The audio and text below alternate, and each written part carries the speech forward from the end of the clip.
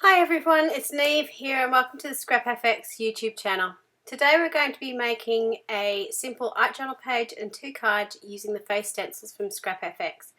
So I'm just starting off really simply with the face stencils from ScrapFX and some Payne's Grey paint onto some vintage book text. And you'll see I've got some paint out and I'm dabbing it off before I put it onto my book text. That helps spread it out throughout your sponge and make sure you get a nice even coating as you go along. So you can also see my hands pouncing up and down as I do this just to get a nice even coating.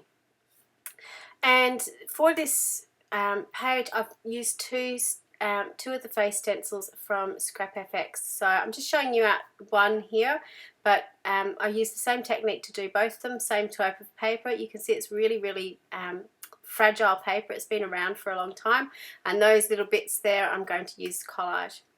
So this is the scrapbook art journaling page that I'm doing, and this is actually breaking in a brand new journal for me, which I was quite excited about. I don't usually start in the very first page, so this was something new for me. I'm using the Dina Wakley journal, and I'm using the new Dina Wakley pastel colours, so apricot, aloe, I think this one's called mineral, heather, and carnation, I think it's a pink.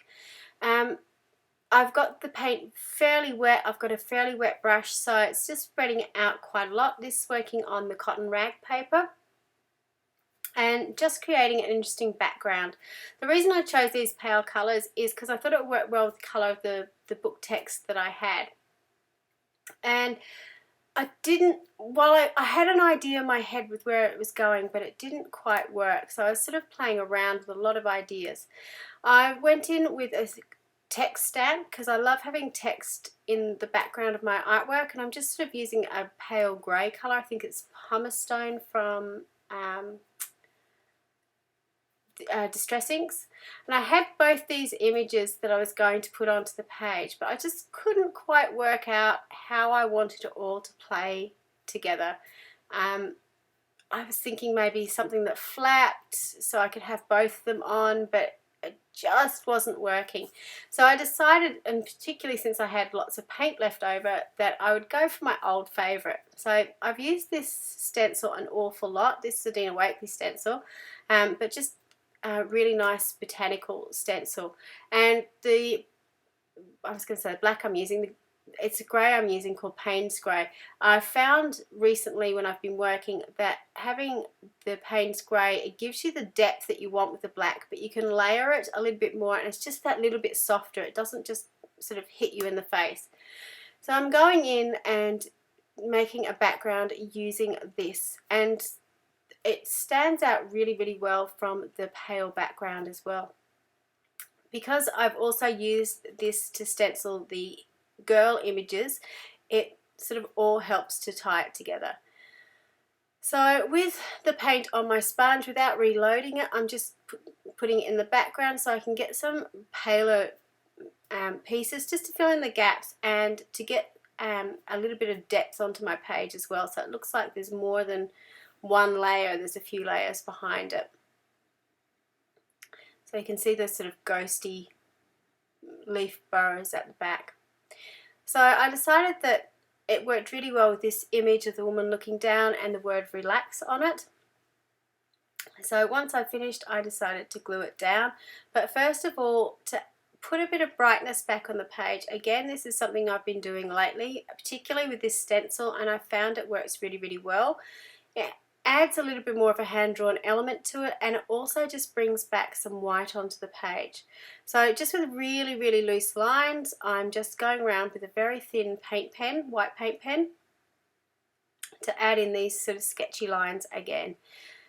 It's a technique that Adele Toomey uses, Inky Quill, if you follow her channel, a lot with her stencils, and it just helps to frame things up a little bit. It probably takes them away from reality a bit more, but it also makes them stand out on the page a little bit more and softens the image as well. It's just this really weird effect that it has on a page, but I do love how it works.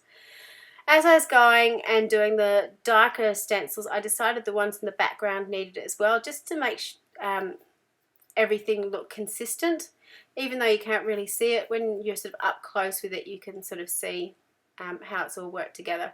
And it's a really easy technique to do. It doesn't take too long. So now I've got that, I'm going to glue it down. I'm just using some wet PVA glue to glue it down onto my page. And then I'm sticking down the Relax chipboard from Scrap FX as well. I love these little hashtag sentiments because they sort of tie up everything really well. So because I had some of those stenciled images left over, I decided I'd make 2 really quick cards. And I'm just using some craft card. I'm going in with some tea dye,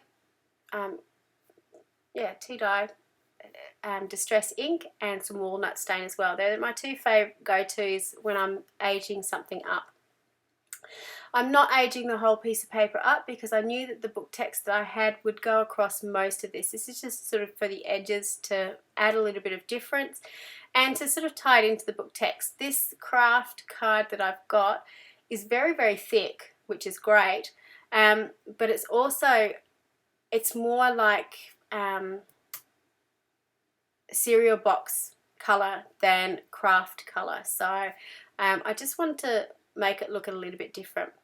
I'm going in with the Scrap FX chicken wire stamp as well because it just needed a little bit of texture in the background, and I'm just using the walnut stain ink to do that. I found with the foam stamps are fantastic because you can get multiple printings and still get quite good coverage. So when you press it down, you can sort of get all these ghost prints from them, which works really, really well. Once I've finished inking it up, hopefully I wipe down my board. Yes, I do. Always a good job when you've got ink around to wipe it down just to make sure everything's clean. Going in with some glue again, just to glue down my image onto the page. So as I said before, these were all stenciled at exactly the same time, and I showed you how one of them was stenciled at the beginning, and both face stencils are from Scrap FX. So just going in onto them, gluing them down the middle of the page, and then using these little cutouts, again from a Scrap FX. They're cut out of book paper. And when I glued this one down, I did it the wrong direction. I think I actually wanted to go in the different direction. My idea with these cards is sort of have, you've got the image of the woman in the background, but you've got this smaller woman, it's sort of like conscience or, you know, thinking about it in the background. I got very deep and meaningful with 2 cards that I made that probably no one will really notice, but I really liked using these little extra silhouettes on these pages too. Again, because I really love these little hashtag words, I decided I was going to put these on as well. So I've got escape and retreat, and I really liked how those worked. Sort of, you've got one person escaping from a situation, one person retreating from a situation, or retreating into herself, depending on how deep and meaningful you wanted to get. I decided I didn't want to colour the chipboard. Usually I do in some way, but I left it for these because I thought with the browns and the tones on the page it worked really well, having that raw chipboard look on it. Just a word of warning, if you are pushing out the tiny little bits in these with your craft knife, make sure it's not a very sharp craft knife like I did, because I actually stuck it into my finger. So here's a close-up of the finished pages and how they came up. I really loved how these pages sort of worked in the end, particularly the art journal page. It was just so quick and easy, and the 2 cards as well I really love. I can't wait to be able to send them off to someone. I hope you enjoyed this video with these 3 quick projects. They're something really easy to do. These stencils are stunning, the face stencils, and I know that Jill at Scrap FX has a lot more stencils like these, so please check them out and check out the links for your closest retailer. Thank you so much for watching, and until next time, bye for now.